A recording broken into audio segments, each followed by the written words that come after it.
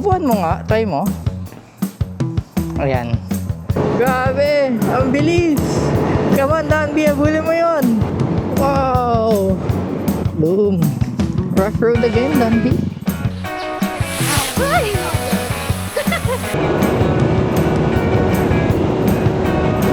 Yay!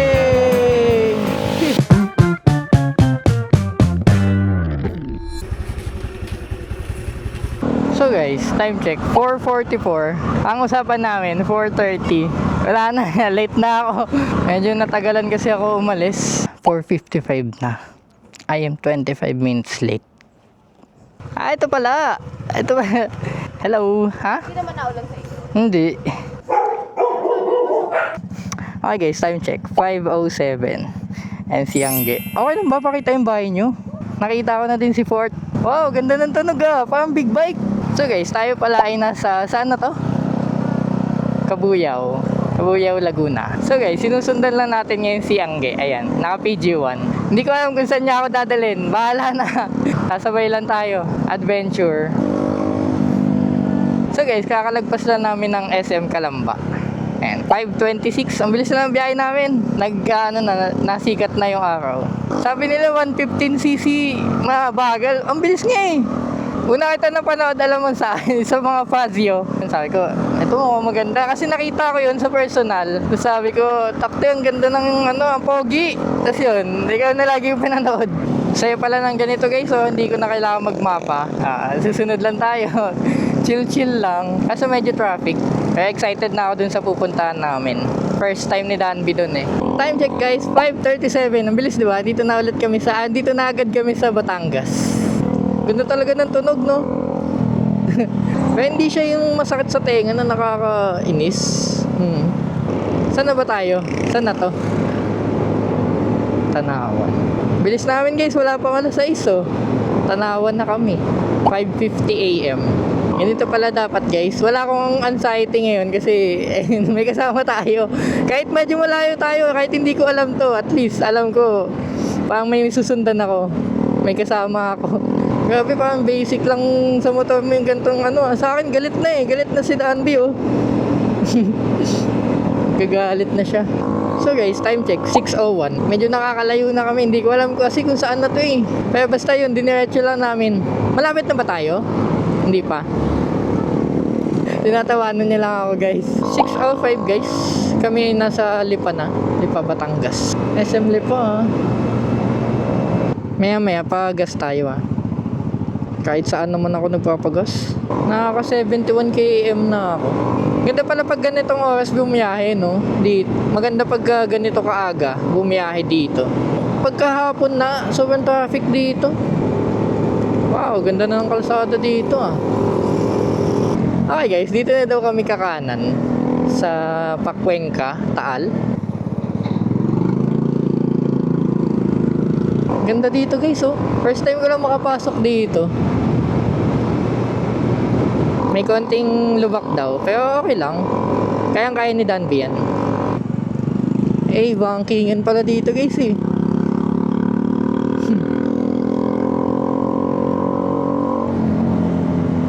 Parang Talisay din pala no. Oh, yung ganda.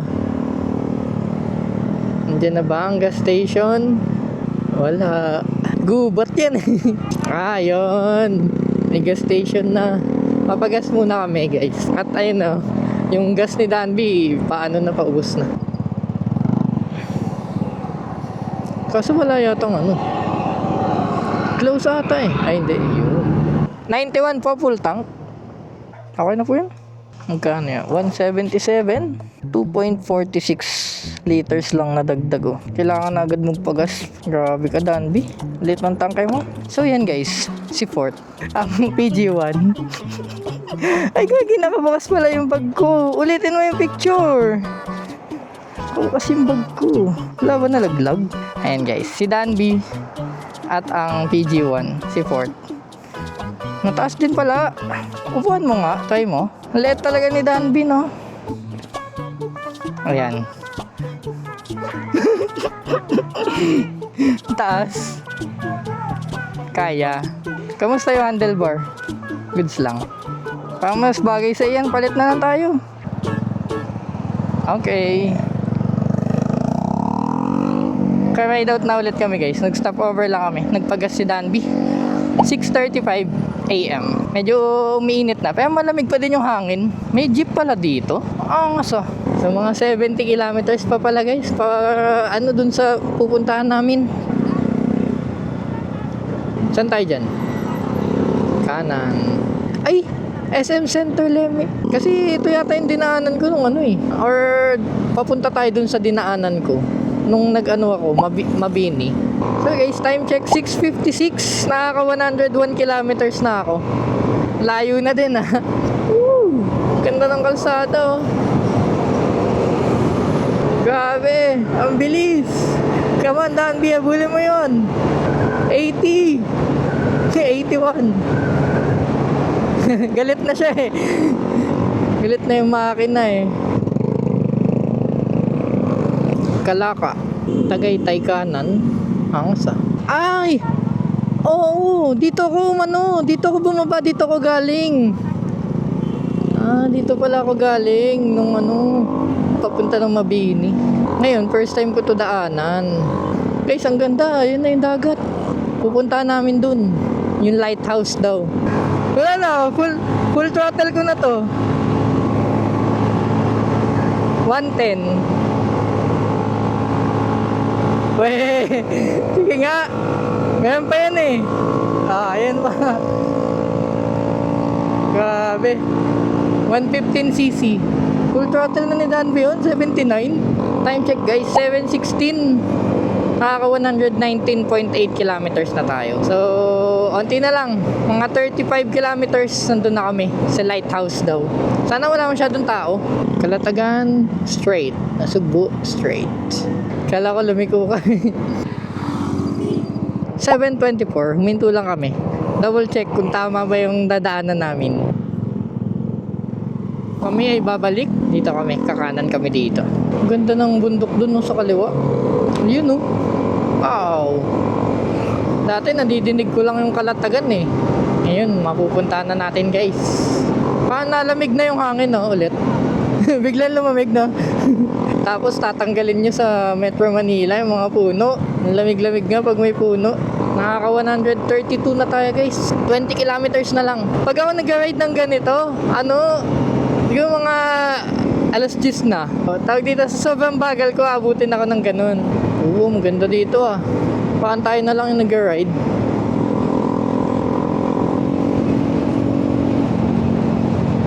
Lapit na kami kumaliwa guys. Kalatagan, kaliwa. Time check guys, 7:37. Kakaliwa na kami dito, pakalatagan.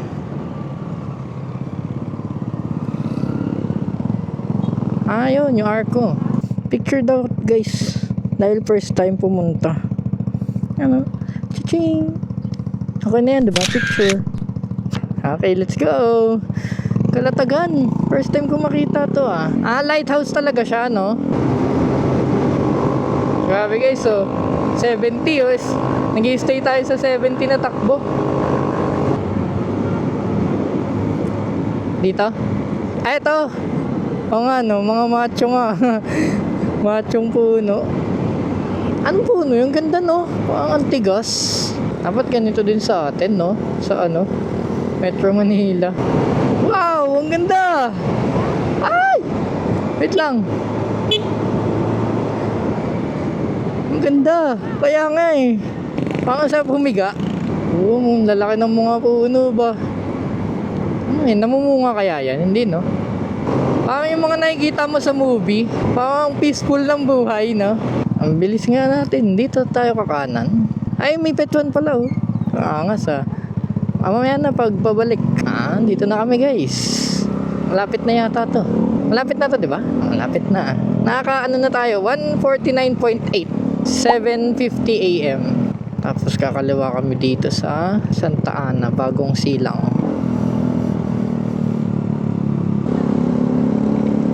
Ang laki din ng kinikita nila, no? Environmental fee pa lang. Ang ganda mag-camping sa ganito, oh.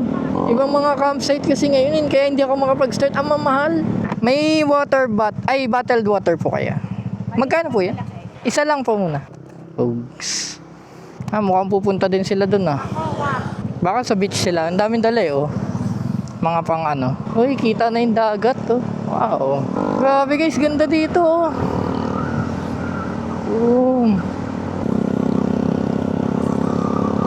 Wow. Dito din oh. Ganda.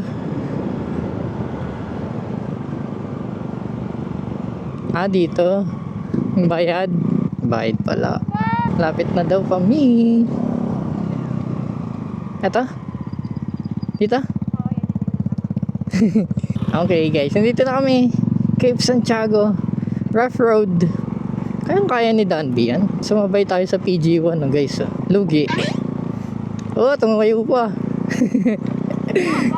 Yabang. Buti hindi maulan, kundi putik to. Tig. Ako ayoko tumayo, hindi ko abot to handlebar pag tumayo. Ang baba. Boom.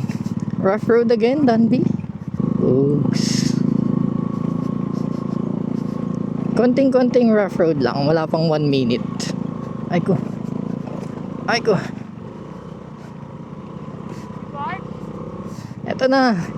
Eto na guys. Boom. May helicopter pa. Tabi tayo dito kay port.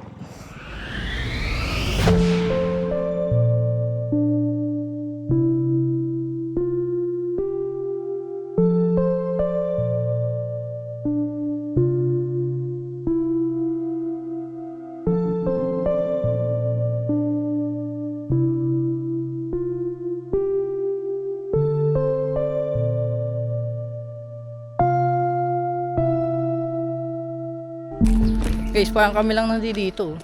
Sabi may iba daw pumunta. Wala naman. Si Angki. Ay, okay lang ba? Ipakita ka. Grabe guys, ang peaceful dito. Nang pala yung mga ibang tao. Ayun o. Sayang, ako lang may dalang camping chair. Hindi siya nakadala. Hindi namin napag-usapan ng maayos. Kaya yun, upo lang kami ngayon sa sa bato. Ayun, sa mga ugat. Baka dito kami mamaya. Ito na, ang ganda nga. Gilid nga.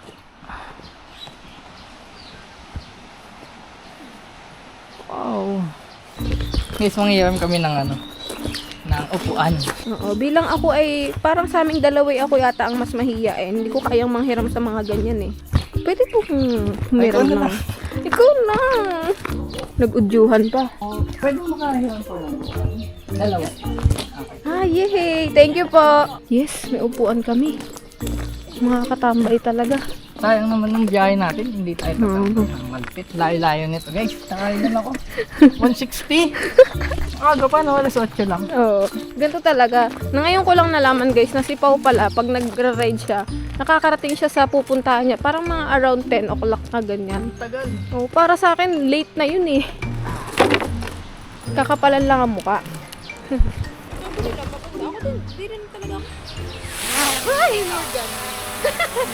So guys, time check.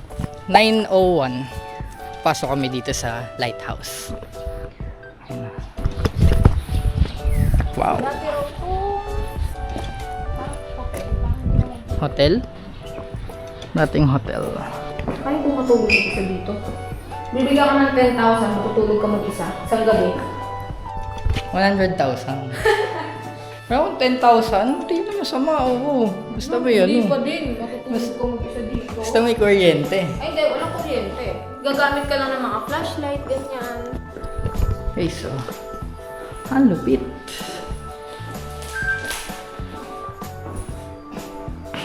Wow! Labas. Guys, ganda. Wow. Ito yung lighthouse. Ito yung ilaw. Ito. Tingnan mo. Ganyan yun? Oh, yan. Ganyan ba? Parang ganyan. Tapos umiikot. No? Parang ano no? Karaoke. Doon kami kanina guys. Oh. Ito pala yung likod. Ayun. Okay. Magpe-prepare na kami tapos daan kami ng Tagaytay. So time check guys. 9:15. Ayan. Nagpe-prepare na kami. Palabas na dito sa lighthouse. Pauwi na. Pero ang daan namin is yung sa Nasugbu, Tagaytay. Yun. So, kung gusto nyo pumunta dito, 50 pesos ang entrance. May 30 pesos na environmental fee, Arko. So, all in all, 80 pesos. Tapos may ganito, medyo off-road. Konti lang naman, mga 1 minute lang. Ayun na yung labas. Oh. Okay guys, nasa labas na kami. Let's go! Medyo mainit na. Full tank po, 91. Mahaba-haba pa. Parang pagpabalik, no? Mabilis lang. Okay guys, kalalagpas na namin ng Kalatagan. Yung arko ng Kalatagan. 9:45, 178 kilometers na tayo guys. Mula sa bahay kanina. Grabe, layo na natatakbo ni Dan B.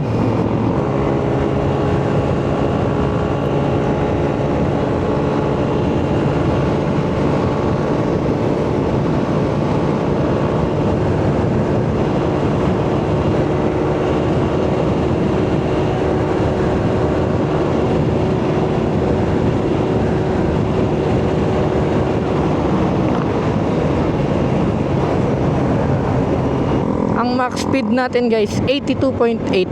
Ganda din pala ng kalsada dito, no? Unti lang dumadaan. Grabe guys, ang ganda ng kalsada, oh. Baka tayo nasa, ibang bansa.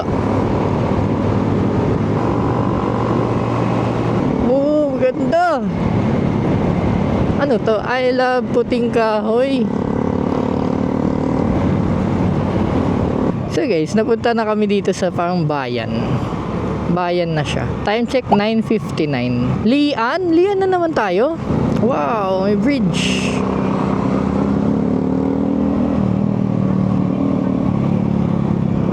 Tubig na madumi nga. Kakanan na kami dito guys. Batangas City to Manila. Naging traffic na, no? Nakalusot ako dito sa kanan.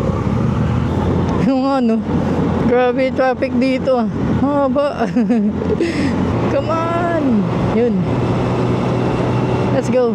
Wow, yun na guys. Nalagpasan na namin yung mga malalaking sasakyan. Pati mga private vehicles. Woo! Ganda dun, oh. Kaliwa. Paano? Dito sa Rotonda. Oo nga, na yun Tagaytay 39 km. Lapit na kami guys sa Tagaytay. 39 kilometers. Dito may nasidahan, yung mga ahon tapos kailangan umu-overtake. Bagal. Yan, ganyan, makulimlim. Tapos pa Tagaytay na, no? Wow. Wala na, ganito na ang takbo ni Dan B. May mapa na siya sa ahon. Videoan kita. Hey! Pwede ba yan? Ipatawag ka ng LTO. Nalamig na guys ang hangin. Lapit na kami sa Tagaytay. Sana hindi umuulan sa Tagaytay. Dito na pala guys yung Caleruega. Yung pinuntahan namin nung dati. Malapit na pala kami sa Tagaytay. Yung mga 10 kilometers na lang. Ito na ang Arco. Wow, bilis. Arco ng Nasugbu. May nakikita ako dito mga puppy for sale. Sa mga gilid-gilid. Puppy for sale. Kawawa. Nakakaawa. Ay, tingnan mo. Uy, putik-puntikan na yung side mirror ko. Ito lang pangit sa side mirror ko. Yun guys, pagkahaba-haba ng traffic. Nakalagpas na kami. Buti na lang, hindi tayo galing Tagaytay. Dito na kami guys sa flyover. Yung sikat na flyover. Wow, himala. Walang traffic. Baka doon pa. Bago mag-rotonda. Dito. So guys, nasa Tagaytay na. Dito ka dadaan. Bababa ka dito. Bye. Dito na kami guys. Dito na siya dadaan pa Santa Rosa. Dito tayo sa Padasma, Silang. Pero baka mag-McDo pala sa McDo na lang tayo nag-iwan. Dyan ako pupunta eh. Sige na. Naka na. Bye. Bye. Sige. So guys, nandito na tayo sa McDo sa Tagaytay. And time check 10:57. Kung nagustuhan nyo ang ride namin, kasama si Angge sa Lasiban, di ba? Like, comment, and subscribe lang. And as always, Kita-kits sa next vlog. Let's go!